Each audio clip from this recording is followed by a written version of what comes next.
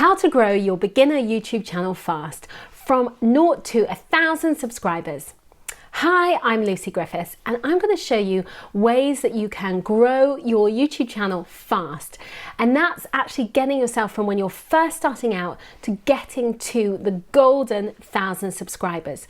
Why does that matter? Well, that's the point when you can start earning money from YouTube. And actually, so many more things open up to you when you get to around the 1,000 mark.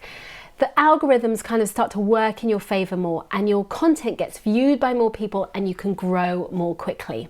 So let's dive in and have a look at this.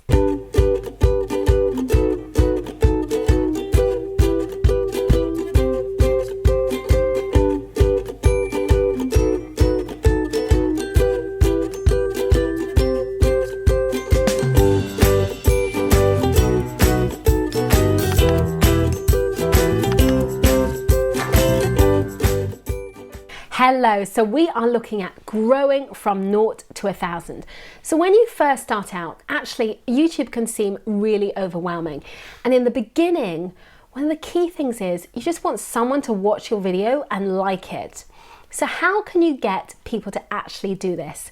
And I would say if you can share it as much as possible, and I'll show you how I do this, then that really helps. So getting that engagement, getting those likes.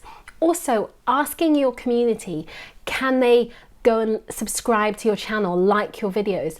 All of that, those direct actions makes a big difference. So let's dive in and have a look at content creation.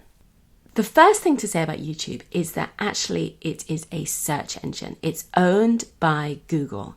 So you want to fulfill search criteria and people are typing questions into Google that you will answer. And it's really important that if you create content, you want to be answering people's questions, whether those are funny questions, whether they're about recipes, whether they're about how to run a business, whatever it may be. Somebody said to me the other day that Google and YouTube was their university. And that's exactly what it is. It can teach you anything and everything. And so what you want to do is tap into that and be teaching and showing and entertaining people. But for you to rank, you need to make sure that your content is something that people need. And so you want to be answering people's questions, particularly when you're first starting out. So let's dive in and look at that. When you're wanting to grow a YouTube channel, the first place you need to look is YouTube and start doing your research to work out what kind of content you want to create. Now let's imagine that you're a food blogger, and if you just wanted to do food in general, it's actually much harder to really impact that niche because a lot of people will be doing the same thing. But if you start niching down, it's much easier. So for example, you could be doing party food and so kids party food. And so suddenly then you can then get videos that still have thousands and thousands of views, but you're niching down a topic. So rather than doing cakes, it could be kids party food ideas, or it could be something like, let's say, gluten-free, which is an area that I'm always looking at. And so when you start niching down, you're still creating the same content, but you're just being more specific about it. And you then have a smaller pool of people and it's easier to rank number one because you want to be a big fish in a small pond rather than a tiny, tiny minnow in a gigantic Siberian lake. And so that's kind of how you want to think about YouTube. And so YouTube is, in the same way as London is a selection of small villages that make up a big city, you also want to be attached to a small village. And so when you become part of that community that's a smaller community, let's say the gluten-free community, then you have less people searching for that category. So let's look up gluten-free chocolate chip cookies because it will give you an idea of how you can easily rank. So for example, you could say just gluten-free chocolate chip cookies, but that means that you're going to be in a bigger pool of people. But actually, if you said, as these have said here, you've got soft and chewy gluten-free chocolate chip cookies, or the best chocolate chip cookies gluten-free, you are still saying those words, but by adding in soft and chewy or other words about soft, you're not making it the same title. So it means that within that category of the soft and chewy gluten-free cookies, you can rank number 1. And that's what it's all about. It's about ranking number 1, because if you rank number 1 in a small category, that will overflow into larger categories too. So I have a webinar coming on this, and I will put a link below once it's ready, and it will explain more about this in detail, because actually this is really important to helping you rank number 1. So once we've looked at the search criteria, the next thing is actually then thinking about your channel and your channel name. And so as you can see with lots of these, this is clean and delicious, or divas can cook, or people's names. So you could go, if you can't decide what content you're going to be creating, then perhaps going with your name is the best option. You want to have something that's going to last for the next 10 years.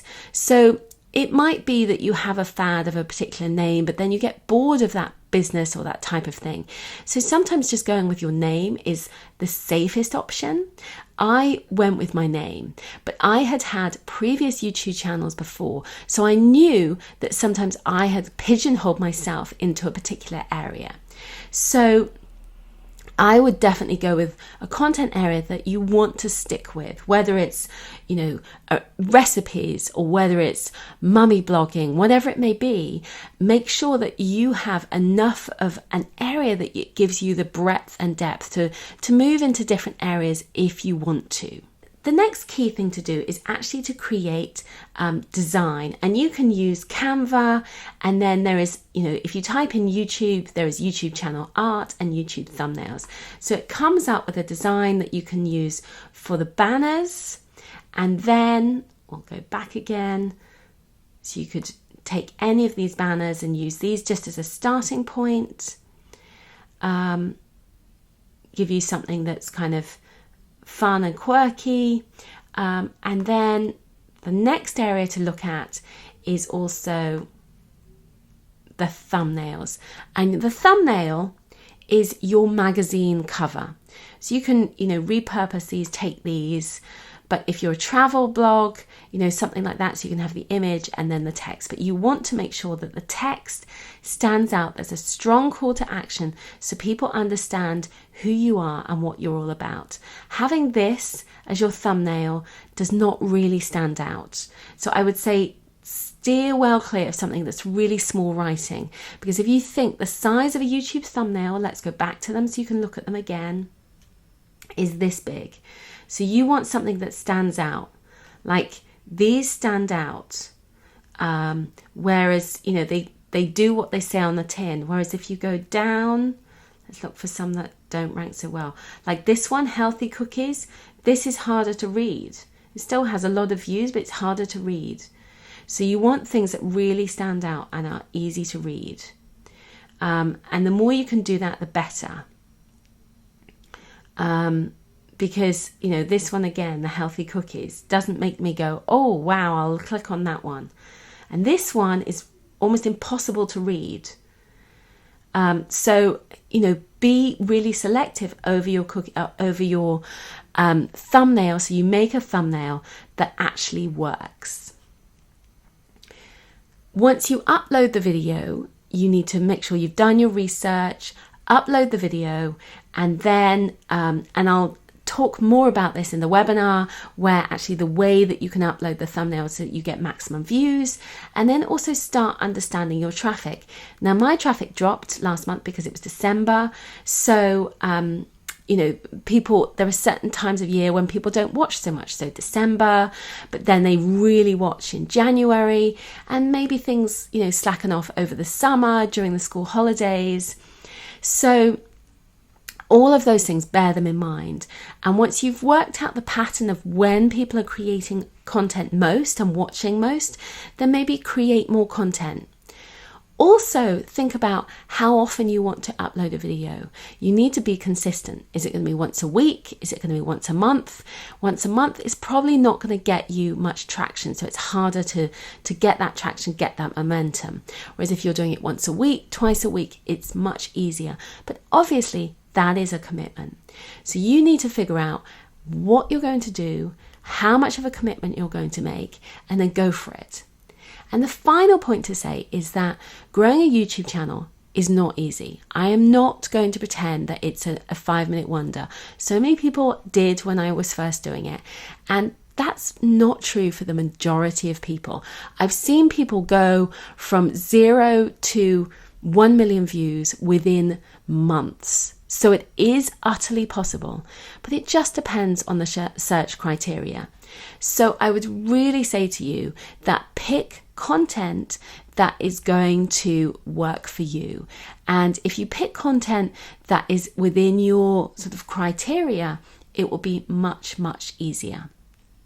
And then from that, you really want to particularly go for content that people are searching for, but you want to make it that it's within a pool that is not too big a pool. Remember, you want to be a big fish in a small pond. I hope you found this video useful. I share lots of tips and strategies to help you build and grow your online business. And particularly if you want to grow on YouTube, then actually it's about creating consistent content. So keep going with it. I know it can be tricky at times, but just keep going. If you like this channel, I would love you to subscribe. Please click on the link below and you'll get lots of tips and strategies to help you build your online business and grow your audience. Bye for now.